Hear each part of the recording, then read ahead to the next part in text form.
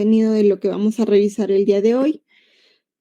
Y cuando hablamos de artritis reactiva, hay un término que anteriormente se usaba, que era el síndrome de Reiter, que era conjuntivitis, uretritis, compromiso articular. Ya no existe ese síndrome, se ha englobado en artritis reactiva. ¿Y la artritis reactiva qué es? Es una artritis de tipo inflamatoria, precedida por una infección, ya sean por patógenos entéricos o oculogenitales. En el caso de los patógenos entéricos está la Salmonella, Yersinia, Shigella, Campylobacter, y de los oculogenitales está la clamidia. Bueno, ¿y por qué este tipo de artritis se ha unido dentro del grupo de las espondiloartritis? Porque comparte ciertas características con estas. Una de ellas es la asociación con el HLA-B27, el compromiso axial y el compromiso periférico. ¿Y qué otra característica también? Es de que son factor reumatoide negativo, por eso son espondiloartropatías seronegativas, ¿no? Ahí el factor reumatoide es negativo. Y se ha visto que la artritis reactiva posentérica y la posclamidia son dos entidades completamente distintas. Bueno, hay una interfase en la cual la artritis reactiva tiene algunas características con la espondiloartritis y otras con las artritis sépticas, ¿no? Con la espondiloartritis, ¿qué comparten? Comparten la asociación con el HLA-B27. Sin embargo, el tipo de respuesta inmunitaria en ambos es diferente. En el caso de las espondiloartritis, interviene sobre todo la inmunidad adaptativa, mientras que en la reactiva está implicada la inmunidad innata. En la espondiloartritis no hay el rol de una bacteria que desencadene la enfermedad. En la artritis reactiva sí, las entéricas y las del tracto urogenital. Entonces, los antibióticos son inefectivos en las espondiloartropatías, en la espondiloartritis y en la artritis reactiva podrían ser efectivos los antibióticos. ¿Y qué comparten con la artritis séptica? Que no todos los casos de artritis reactiva necesariamente tengan que tener HLA-B27 positivo. Pueden hacer la enfermedad, pero sin tener HLA-B27 positivo. Ambas están relacionadas con gérmenes, ¿no? En cambio, en la artritis, ¿pero cuál es la diferencia? Que el tipo de inflamación que da la artritis reactiva es una inflamación, es una artritis inflamatoria. El líquido articular, el líquido sinovial va a ser de tipo inflamatorio. En cambio, la artritis séptica va a ser un líquido lechoso, purulento. Los gérmenes, cuando yo cultivo el líquido articular, en la artritis séptica puedo determinar el germen. En cambio, en la artritis reactiva yo cultivo ese líquido y ahí no está el germen. Tengo que cultivar ya sean las heces, ya sean secreciones genitales, para poder identificar el germen. Pero si cultivo directamente el líquido sinovial de la articulación, no va a ser efectivo en la artritis reactiva. Los antibióticos son muy necesarios en la artritis séptica. En cambio, en la reactiva podrían no ser efectivos, o podrían ser efectivos o no. Bueno, básicamente eso. Dentro de la epidemiología no hay muchos estudios, la verdad. Se dice que hay una prevalencia global de 30 a 40 casos por cada 100.000 adultos y tiene una incidencia global anual de 1 a 30 casos por 100.000 personas. La edad, sobre todo, afecta a adultos jóvenes, entre 20 y 40 años, teniendo un pico en los 30 años. El sexo, bueno, eso es variable depende qué literatura veamos. Aquí dicen de que la relación entre mujeres y hombres es igual, quizás podría ser un poquito mayor en el caso de los hombres, sobre todo cuando hablamos de la infección por clamidia. Este es el cuadrito que estuvimos revisando ya desde clases anteriores. Y en lo que respecta a artritis reactiva, la edad de inicio, el pico, es 30 años, ¿no? Y va desde los 20 a los 40, adultos jóvenes. La relación de hombres a mujeres, lo que les decía, ¿no? Va a depender mucho de qué literatura revisamos. Unos dicen que es de 1 a 1, y si fuera el caso de la clamidia, podríamos decir que es más predominante en varones, ¿no? Con una relación de 3 a 1. Las articulaciones que más se implican en la artritis reactiva son el esqueleto axial en un 100% y las articulaciones periféricas hasta en un 90%. Puede relacionarse con psoriasis, sí, en un 10% y con el HLA-B27 hasta en un 70%. Sin embargo, puede haber dactilitis, entesitis o lesiones unguiales, pero es poco común. Estas lesiones son más típicas de psoriasis, ¿no? Como ya habíamos hablado en la clase anterior. Bueno, en cuanto a los gérmenes, les había dicho que habían dos grupos importantes, los del tracto gastroentérico y los del génito urinario. Esas son causas definitivas que ya se han establecido. En el caso del tracto genitourinario está implicada la clamidia trachomática. En el caso de una infección gastrointestinal, Salmonella, Shigella, Campylobacter y Yersinia. Hay algunas causas probables. En el caso de la clamidia pneumoniae, el ureaplasma y el bacilo de Calmette-Guerin a nivel de intravesicular. Hay otras causas posibles, pero no son definitivas, como los lactobacillus, E. coli, Brucella, Bacillus cereus, el linfogranuloma venéreo, la Neisseria meningitidis, Pseudomonas y otros parásitos intestinales como estrongiloides, las tenias, yardias, ascaris, pero esas son posibles causas, ¿no? Reportes de casos. Hay otros tipos de artritis inflamatorias en las cuales algunos gérmenes podrían cumplir un rol importante, como el tema de la borrelia, el Propionibacterium agnes, que es causante del síndrome de Sapo, el Streptococcus species y la Trophirima Whipplei, que da la enfermedad de Whippley, ¿no? Que también podrían dar compromiso articular.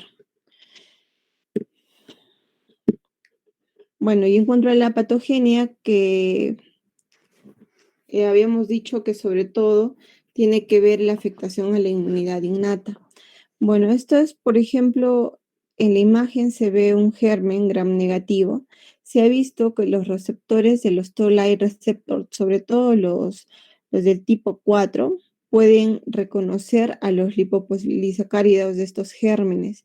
Y también se ha visto un rol importante de los Toll-like receptor tipo 2 que se han asociado con la artritis reactiva. Se ha demostrado que existe una deficiencia en cuanto a la citoquina T-helper-1, especialmente del anti-TNF, del factor de necrosis tumoral alfa y del interferón gamma. No es necesario que la bacteria esté en la articulación para que pueda desencadenar la enfermedad. Habitualmente, este compromiso articular se da luego de los 3 días y hasta las 6 semanas posterior a la infección.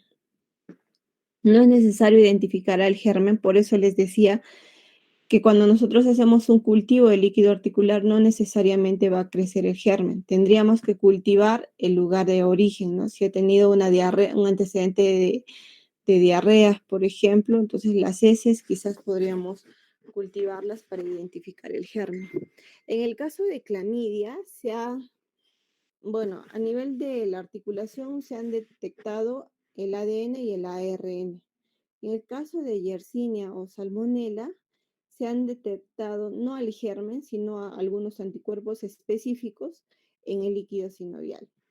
Entonces, cuando nosotros tenemos una infección, por ejemplo, por clamidia, existen la participación de 3 células importantes. La primera es las células natural killer, que tienen un efecto protector porque liberan interferón gamma. Las otras son los neutrófilos. Habitualmente los neutrófilos lo que hacen es intentar reducir el crecimiento temprano de estas clamidias, pero cuando activamos excesivamente a los neutrófilos, podemos ocasionar un daño a nivel tisular. Es un poco paradójico. Y la tercera célula importante que interviene son los macrófagos, ¿no? Los macrófagos que que van a fagocitar a estos gérmenes.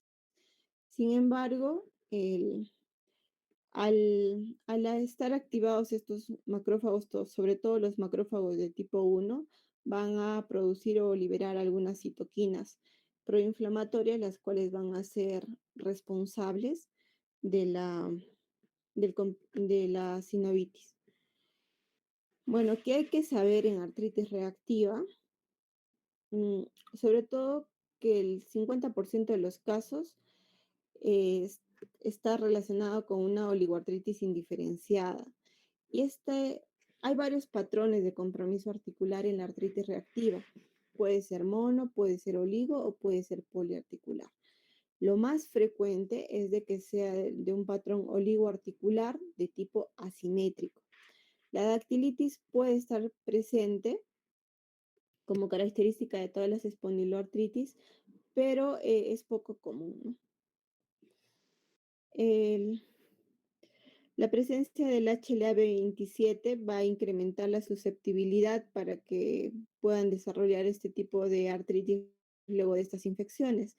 Sin embargo, la presencia de estos es suficiente, pero no es necesaria para el diagnóstico. Las manifestaciones clínicas de la artritis reactiva son muchas. En cuanto al compromiso articular, como ya les había mencionado, puede ser monoartritis, poliartritis, pero lo más común es que sea un patrón oligoarticular de tipo asimétrico y que además afecte a extremidades inferiores, ¿no? Articulaciones de las extremidades inferiores, rodilla, por ejemplo, tobillo. En cuanto al compromiso axial, vamos a dividirlo tanto en la fase aguda como en la fase crónica. Para considerar agudo crónico, bueno, para considerar el cronicidad, según esta literatura, consideran más allá de los 6 meses, pero más allá de los 3 meses ya se podría llamar crónico también. Bueno, en cuanto al compromiso axial, es muy frecuente que haya compromiso de la columna lumbar, ah, y de las articulaciones sacroiliacas. Compromiso axial es hasta en un 100%. Ocasionalmente puede comprometer a la espina torácica o cervical o a algunos cartílagos articulares en cuanto a los síntomas agudos. En cuanto a los síntomas crónicos, podría comprometer a cualquiera de ellos. A nivel periférico, es muy común que comprometa, ya habíamos dicho, ¿no? Articulaciones grandes y en extremidades inferiores. Lo más típico es de que comprometa a rodillas y que también pueda presentar dactilitis, ¿no? O el dedo en salchicha, que es muy específico de las espondiloartropatías. Ninguna otra patología, ningún otro grupo de enfermedades dan dactilitis. Y bueno, lo mismo se puede presentar como síntomas crónicos. Cuando hablamos de entesitis, este es una característica típica de las entesitis, ¿no? La inflamación de la inserción de los tendones o ligamentos en los reparos óseos. Los sitios comunes de entesitis son la fascitis plantar y la tendinitis, el tendón de Aquiles, pero puede estar comprometido cualquier entesis. En el caso de las entesitis crónicas, se van a producir una metaplasia fibrosa a nivel del hueso, lo cual se va a traducir como una periostitis, como sindesmofitos sindesmofitos de tipo no marginal a nivel del esqueleto axial y a nivel de las articulaciones sacroiliacas. Eso es como características crónicas.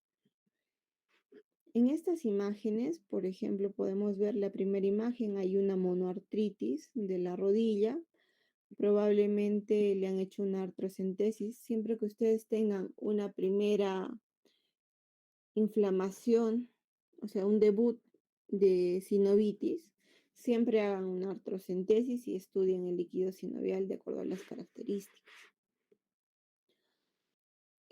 Bueno, la dactilitis, que habíamos dicho que es muy típica de las espondiloartritis. La entesitis aquilea derecha, que aquí es muy evidente. Y esta es una imagen, esta cuarta imagen es una resonancia de pie en STIR, en el cual podemos ver entesitis con la flecha gruesa, entesitis, asociada a una bursitis del tendón de Aquiles.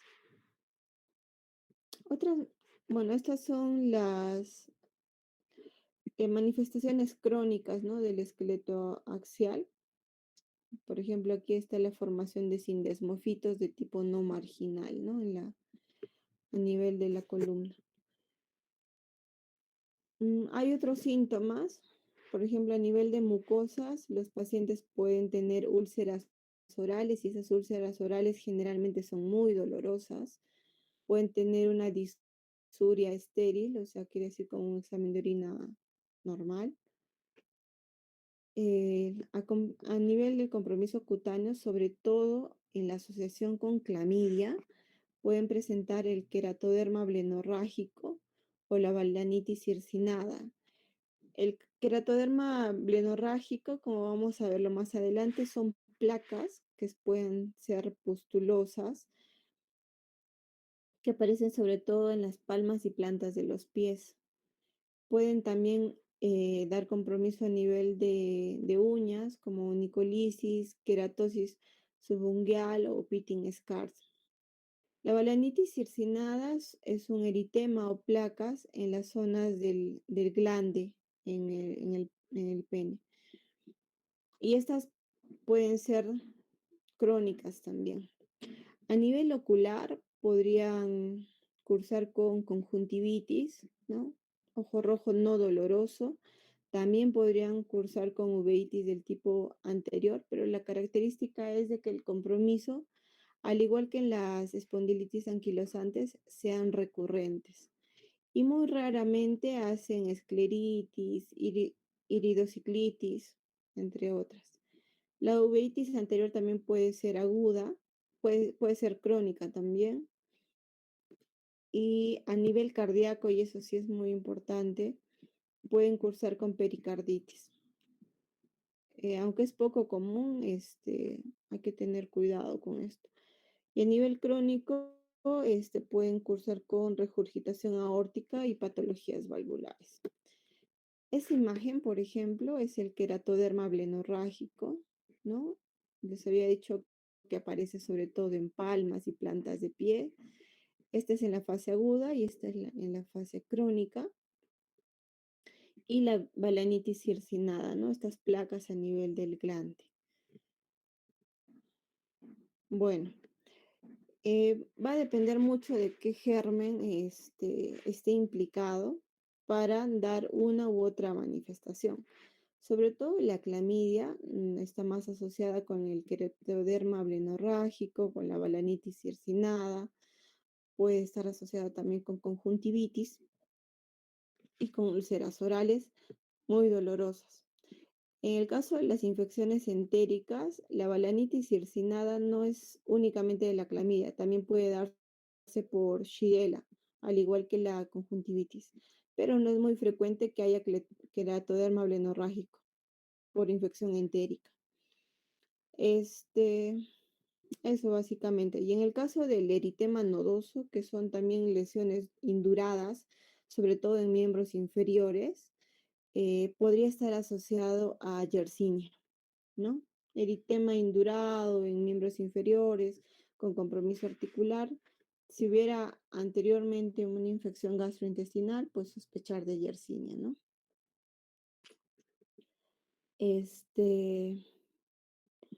Bueno, para el diagnóstico, la verdad, lo que ya les había dicho, no hay mucha utilidad en cultivar el líquido articular para determinar el germen asociado, sino lo que tenemos que cultivar son las heces, el tracto genitourinario y la orina, ¿no? Para poder determinar ya sea infección por clamidia o por gérmenes gastroentéricos. En el caso de la clamidia neumonía, que es una causa posible, se ha visto que se ha podido diagnosticar en PCR en esputo, ¿no? Teniendo una especificidad del 100%. La identificación del HLA-B27, habíamos dicho, no, es suficiente, pero no es necesario. No tiene un valor diagnóstico, solamente es para poder asociarlo al grupo de espondiloartritis. Y en cuanto a las imágenes radiológicas, en la fase aguda, la verdad que la radiografía no nos ayuda, no es útil. Porque si bien es cierto, habíamos dicho que podría haber, por ejemplo, un compromiso sacroiliaco, como habíamos visto en espondilitis anquilosante, puede haber sacroileitis, pero el hallazgo radiológico es posterior en la fase crónica. Entonces, por eso es que en la fase aguda la radiografía de sacroiliacas no nos ayuda. O sea, puede cursar con sacroileitis, pero no vamos a encontrar los hallazgos típicos. En ese sentido, la ecografía y la resonancia magnética tendrían mayor utilidad porque es más sensible para determinar entesitis y más sensible para determinar sinovitis a nivel de la articulación sacroiliaca. En el caso de la artritis reactiva crónica, bueno, ahí sí ya podríamos utilizar la radiografía, ya se podría ver la sacroileitis, pero también podríamos identificar la fibrosis ósea, ¿no? La periostitis en manos, los espolones calcáneos, los indesmofitos. También se ha descrito la subluxación atlantoaxial. Eso los podríamos identificar en la fase crónica. Este es un algoritmo diagnóstico para ver cómo podríamos enfocar a este tipo de pacientes. Para esto tenemos que tener en claro que para sospechar de estos pacientes, pues hay que pensar primero, si viene con un compromiso articular, que este compromiso articular sea un patrón oligoarticular, asimétrico y de miembros inferiores. Si toma dos de estas tres características, pues seguimos en el algoritmo. Enseguida le pedimos algunos exámenes, no específicamente para artritis reactiva, sino para descartar otras causas, como la artritis séptica, por ejemplo, o la artropatía por cristales, que también podrían tener un patrón articular. Por ejemplo, ahí pedimos el BCG, PCR. Sabemos que estas patologías son factor reumatoide y ANA negativos. También podríamos solicitarlos. Podríamos solicitar, si viene por una monoartritis, un estudio del líquido articular para ver si es de tipo inflamatorio o si es de tipo séptico, purulento, o si tiene o si tiene presencia de cristales, ¿no? Que es el otro diagnóstico diferencial de esta patología. Y bueno, solicitar la rayos X, pero para determinar otras causas, no específicamente la artritis reactiva. Bueno, si todo esto es negativo y no hay síntomas de infección, y estamos sospechando en una artritis reactiva, podríamos hacer algunos test, sobre todo para clamidia, que es el test de la amplificación del ácido nucleico. Si a pesar de eso no fuera negativo, tiene todavía una posibilidad de ser una artritis reactiva menos del 40%. Si por otra parte este test de la clamidia es positivo, ya sea en orina, en uretra, en cervix o en líquido sinovial, la probabilidad de que sea una artritis reactiva es de un 40 a un 70%. En el caso de que estos primeros exámenes hayan sido todos negativos, pero el paciente sea sintomático, tenga antecedente de una infección de 3 días a 6 semanas antes de que haga el compromiso articular ya sea del tipo gastrointestinal o del aparato genitourinario, si se ha tenido diarrea, si ha tenido disuria, descarga uretral. En ese caso también vamos a hacer el test de clamidia. Si no de clamidia o de las heces o de la orina, si no identificáramos al germen, la probabilidad de que sea una artritis reactiva está todavía entre un 40 al 70%. Y si nosotros logramos identificar el germen, si evidenciamos que sea clamidia o que sea el cultivo de heces positivo, identificamos el germen, ahí recién damos el diagnóstico definitivo de artritis reactiva, con una certeza de un 70 o un 90%. Más o menos este cuadrito nos ayudaría a ver, pero... Y lo otro es el diagnóstico diferencial, ¿no? El diagnóstico diferencial, como les había dicho, los primeros exámenes quizás los podríamos hacer para descartar las otras causas de artritis reactiva.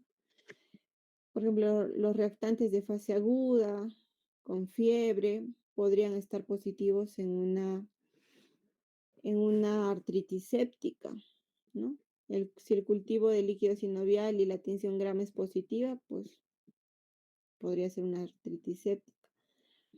Hay otras causas que también hay que diferenciarlas, como la artritis postinfecciosa por la enfermedad de Lyme, artritis virales. Hay una artritis también postinfecciosa por Neisseria o por postestreptocócica. Las artropatías por cristales, que también dan compromiso oligoarticular y en miembros inferiores sobre todo. Otras espondiloartropatías. La artritis reumatoide de inicio temprano también podría estar dentro del diagnóstico diferencial, por eso solicitamos el factor reumatoide y el ANA. Bueno, el ANA no es para artritis reumatoide, ¿no? Pero sí el factor reumatoide. La enfermedad de Behçet, que es una vasculitis de vaso variable, como ya lo habíamos visto anteriormente, que está relacionada también con úlceras a nivel oral genital. Estos pacientes habíamos dicho que podrían tener úlceras orales dolorosas. El tema de sarcoidosis, aunque no es muy frecuente en nuestro medio, podría estar relacionado por la presencia de eritema nodoso, ¿no? El trauma, ¿no? Que haya una monoartritis traumática también es otra causa. Bueno, y el tratamiento, ¿qué tratamiento darle a estos pacientes? Al igual que en todas las espondiloartritis, los AINES son fármacos de primera línea y, bueno, no solamente por su efecto analgésico, sino también por su efecto antiinflamatorio y porque se ha visto que retardan en el desarrollo de los indesmofitos.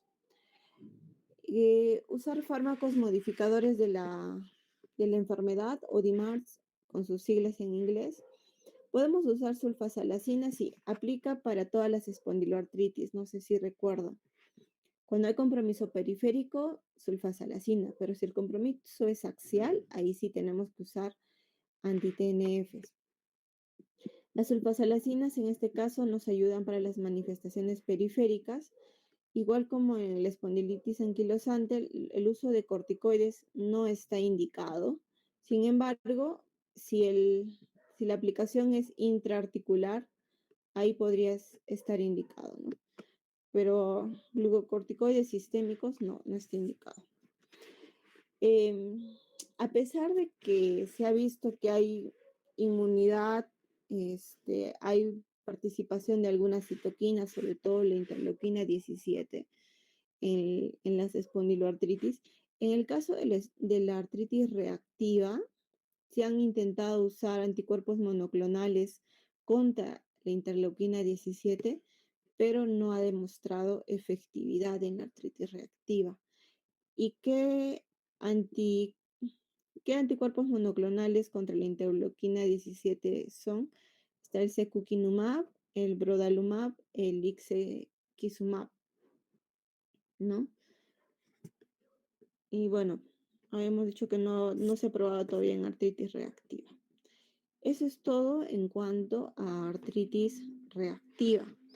Y la última patología que pertenece al grupo de las espondiloartritis es la artritis asociada a enfermedad inflamatoria intestinal. Últimamente se está estudiando mucho sobre la microbiota bacteriana y la participación de esta en las patologías de compromiso articular. Eh, bueno, este es el contenido de lo que vamos a revisar el día de hoy. Cuando hablamos nosotros de enfermedad inflamatoria intestinal, hablamos sobre todo de dos patologías, la enfermedad de Crohn y la colitis ulcerativa. Ambas son un proceso inflamatorio crónico de carácter sistémico que predomina en el tracto gastrointestinal, cuya etiología es desconocida. La inflamación intestinal podría ser asintomática y se habla de colitis indeterminada cuando no podemos diferenciar si es la enfermedad de Crohn o la colitis ulcerativa. Hay un estudio que encontró que un tercio de los pacientes con espondilitis anquilosante y la artritis psoriásica tenían inflamación intestinal microscópica, pero asintomática. En cuanto a la epidemiología, la prevalencia de la colitis ulcerosa, la artropatía por colitis ulcerosa, oscila entre un 10 a 100 casos por 100.000 habitantes. En el caso de la enfermedad de Crohn, la prevalencia está entre un 2 a un 75, de 2 a 75 casos por 100.000 habitantes. La incidencia, sobre todo en países occidentales, la tasa de incidencia en colitis ulcerosa va de 2 por 100.000 habitantes y en el caso de la enfermedad de Crohn va de un 4.5 por cada 100.000 habitantes. En cuanto a la relación del sexo y la edad, la distribución es similar en ambos sexos, sin embargo, hay otra literatura que dice que es más frecuente en el sexo masculino. Suelen iniciarse igual en adultos jóvenes y niños también, ¿no? Entre los 10 y los 30 años. Bueno, su distribución es bimodal. Puede ser entre los 10 y 30 años y en la quinta década de la vida. La raza se ha visto que probablemente la colitis ulcerosa sea más frecuente en la raza blanca y en aquellos individuos de origen judío. Este cuadrito, el que ya lo conocemos, le da inicio, es bimodal, pero en promedio a los 30 años. La relación entre mujeres y hombres, para algunas literaturas dicen que es igual, y para otras que es un poquito más frecuente en varones, ¿no? Con una relación de 2 a 1. La afectación de la articulación periférica tanto axial como periférica, es en un 30%. Podría asociarse a psoriasis sí y al HLA-B27, pero solamente en un 30%. No es muy común que haya entesitis ni compromiso unguial y por ningún motivo hay dactilitis en estos pacientes. Bueno, ¿y cuál es la patogenia de esta artritis enteropática o en las enfermedades inflamatorias intestinal? Últimamente se habla de que hay un eje intestino-sinovial. Cuando hablamos de disbiosis o de la flora bacteriana, estos migran desde el intestino hacia las articulaciones. Esa migración de estos gérmenes lo que va a producir va a activar a nivel del intestino a los linfocitos T y a los macrófagos. Y va a producir enfermedad articular en aquellos individuos genéticamente predispuestos. Se ha visto asociación con algunos HLA, sobre todo el HLA-B27, el HLA-B.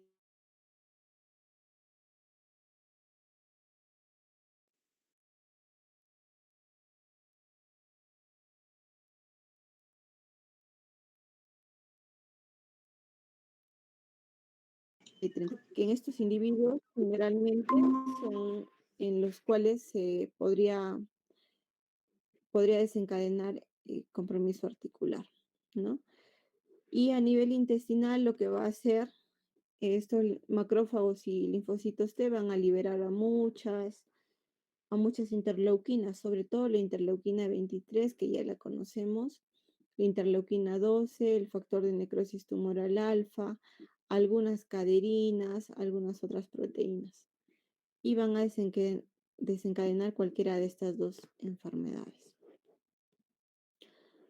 Por ejemplo, ¿cuál es la diferencia entre una colitis ulcerosa y una enfermedad de Crohn? La diferencia es que la colitis ulcerosa, como ven en la primera imagen, afecta únicamente al colon. En tanto, la enfermedad de Crohn puede afectar a cualquier parte del tubo digestivo, ya sea intestino delgado, intestino grueso. Y la afección de la enfermedad de Crohn es en parches, así como ven aquí en la imagen. En cambio, en la colitis ulcerosa es casi todo el colon, ¿no? El- ¿Quién está afectada? ¿Quién está asociada con una pérdida de peso marcada? La enfermedad de Crohn. La enfermedad de Crohn también puede asociarse a fiebre, a dolor abdominal, generalmente en el lado derecho. Pueden haber fístulas, la afección es en parches y ambas podrían producir diarrea. En cambio, la colitis ulcerosa afecta solamente al colon, podría estar asociada con un dolor abdominal difuso. Su afección es continua, no es en parches, es continua. Y esta podría estar relacionada con rectorragia, ¿no? Con sangrado, la colitis ulcerosa. Este es un cuadrito para que puedan diferenciar ambas. Ambas tienen algunos síntomas comunes y algunas características que los diferencian. Por ejemplo, la diarrea es muy frecuente en ambas. Fiebre también puede haber en ambas. El tema de la anemia también puede ser y se intensifica sobre todo en los brotes, ¿no? La fatiga, el cansancio también es frecuente en ambas enfermedades. Sin embargo, el dolor abdominal es más típico de la enfermedad de Crohn y el sangrado en heces es más típico, más frecuente en la colitis ulcerosa. La pérdida de peso, habíamos dicho que en la enfermedad de Crohn era más marcada, especialmente cuando se afecta el intestino delgado. Y en el caso de la colitis ulcerosa, sobre todo cuando hay brotes, ¿no? Brotes, hay dolor abdominal y, bueno, se asocia a la pérdida del apetito en el caso de la colitis. El tenesmo es más frecuente en la colitis ulcerosa y al igual que la rectorragia, ¿no? La sangre en heces. Y las lesiones anales son poco frecuentes y algunas manifestaciones extraintestinales asociadas a la colitis ulcerosa. Está el compromiso articular, compromiso en piel, en ojos y a nivel hepático. En el caso de la enfermedad de Crohn, podrían estar presentes entre un 20 a 40% de los pacientes, compromiso sobre todo articular, de piel y de ojos. Más es en un 20 a 40%, sobre todo la enfermedad de Crohn. Bueno, esta enfermedad inflamatoria intestinal, esta artropatía asociada a la enfermedad inflamatoria intestinal, se clasifica en dos grupos. El compromiso articular se clasifica en dos grupos, en la de tipo 1 y la de tipo 2. En la de tipo 1, generalmente la distribución es la que estamos hablando, ¿no? Oligoarticular, asimétrica, migratoria, en miembros inferiores, rodillas, tobillos. Es muy raro que la tipo 1 sea erosiva y la actividad del compromiso articular está relacionada con la actividad intestinal. Sin embargo, la clasificación tipo 2 es tiene un patrón poliarticular simétrico que nos podrían hacer pensar en artritis reumatoide. También afectan, al igual que la artritis reumatoide, las articulaciones metacarpofalángicas. En este caso sí podrían haber erosiones óseas, igual que la R. La de tipo 2 imita mucho a la artritis reumatoide en sus características. Incluso el compromiso articular es mínimo, no se evidencia con la actividad del intestinal. Y en este caso, en la tipo 2, en ese caso sí podríamos requerir el uso de terapia inmunosupresora. Bueno, otras manifestaciones extraintestinales, ¿no? Por ejemplo, a nivel mucocutáneo, al igual que la artritis reactiva, puede haber la presencia del eritema nodoso, puede haber un pioderma gangrenoso, el síndrome de Sweet, estomatitis aftosa. A nivel ocular, es poco frecuente, pero si se manifiesta podría ser una escleritis o epiescleritis hasta en un 3%, uveitis hasta en un 6%. El caso de la uveitis podría aparecer junto con el compromiso paralelo a la actividad de la enfermedad. El compromiso hepático, sobre todo si hubiera compromiso hepático, hablaríamos de una colangitis esclerosante primaria o una pancreatitis aguda. A nivel, bueno, puede desarrollar también tromboembolismo venoso o arterial hasta en un 6%, lo cual incrementa el riesgo de alta actividad de la enfermedad. A nivel pulmonar, pues puede haber compromiso de vías respiratorias altas, sobre todo puede también haber compromiso parenquimal, sobre todo en aquellos pacientes con colitis ulcerativa. Puede haber también compromiso renal de tipo ya sea glomerular o túbulo intersticial, compromiso neurológico como neuropatías periféricas. A nivel hematológico puedan cursar con anemia de enfermedad crónica, ambas enfermedades, y la amiloidosis es raramente asociada a la enfermedad de Crohn, sobre todo con la enfermedad de Crohn. Con la colitis ulcerativa no se ha reportado el tema de amiloidosis. El diagnóstico, bueno, no hay ningún dato patognomónico que nos que nos confirme la sospecha clínica. Sin embargo, si hubiera una monoartritis o una oligoartritis, lo que ya les había recalcado, ¿no? Si es debut, importante hacer la artrocentesis y diferenciar si el líquido es de tipo inflamatorio o si es de líquido inflamatorio, que es la característica de estas patologías. Las alteraciones del laboratorio no son típicas para diagnosticar estas enfermedades, sino al igual que en la artritis reactiva, para hacer un diagnóstico diferencial, ¿no? Podríamos encontrar anemia, leucocitosis, trombocitosis. En algunos casos podría asociarse con elevación de algunos reactantes de fase aguda, pero no está muy identificado. La La presencia del factor reumatoide, los anticuerpos nucleares o el HLA-B27 son similares a las encontradas en la población sana, no son tanto de mucha utilidad. Se podría encontrar, sí, la presencia de los ANCA positivos, pero tampoco es que esté dentro de los criterios diagnósticos, ¿no? Y bueno, en el caso de la artritis periférica tipo 1, la que es del tipo oligoarticular, se ha asociado sobre todo al HLA-B27, al HLA-B35 o al alelo DRB10103, mientras que el HLA-B44 se ha asociado sobre todo a la de tipo poliarticular, la que se asemeja a la AR. En el caso de, si queremos estudiar la membrana sinovial, podríamos encontrar algunas lesiones inflamatorias muy inespecíficas, similares a las que podríamos encontrar en AR. Bueno, Este es un cuadrito para darnos cuenta que si nosotros queremos diferenciar la espondilitis por enfermedad inflamatoria intestinal con otras espondilitis, cuando hay compromiso a nivel de sacroileitis, el compromiso generalmente es simétrico y severo. Y si hubieran sindesmofitos, estos sindesmofitos son marginales. En cambio, en la reactiva eran no marginales.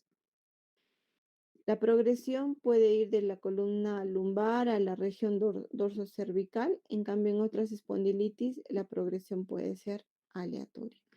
Puede asociarse a sinfisitis, osteoporosis, a rectificación lumbar, compromiso apofisiario, sindesmofitos, cosa que no sucede con las otras espondilitis. Y el tratamiento, sobre todo, si es necesario, podríamos usar desde fármacos modificadores de la enfermedad, como por ejemplo, los que son efectivos para la enfermedad inflamatoria intestinal, podríamos usar metrotexato, azatioprina o sulfasalacina. Si usamos algunos fármacos o terapia biológica, nos podría ayudar adalimumab e infliximab. Sin embargo, el etanercept no ha demostrado utilidad en la enfermedad inflamatoria intestinal. Lo que les había dicho, ¿no? Los inhibidores de la interleuquina 17 no son efectivos.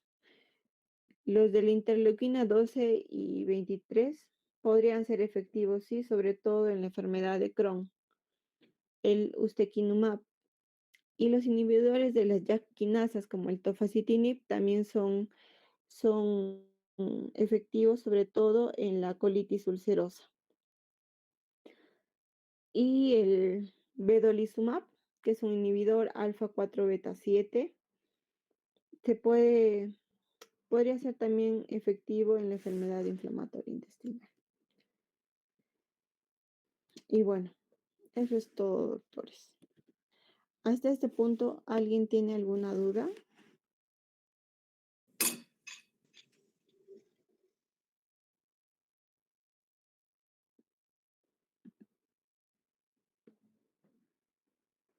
¿Alguien tiene alguna duda, doctores? ¿Les ha quedado claro o todavía hay algunas? Doctora, buenas tardes. Una pregunta. Sí, doctor. Usted dijo al principio que la artritis reactiva y la enfermedad inflamatoria y la artritis ligada a la enfermedad inflamatoria intestinal estaban separadas y luego las juntaron en un solo grupo. ¿Debido a qué, doctora? Antes estaban separadas. ¿Había alguna duda en ¿Quién? eso? No, no lo entiendo. ¿En este cuadrito me dices? No, al principio dijo usted que esas enfermedades estaban separadas y luego las agruparon en un solo grupo. Las pusieron en un solo grupo. La Sí, claro, artritis. porque, por ejemplo, la artritis reactiva, a ver, si vemos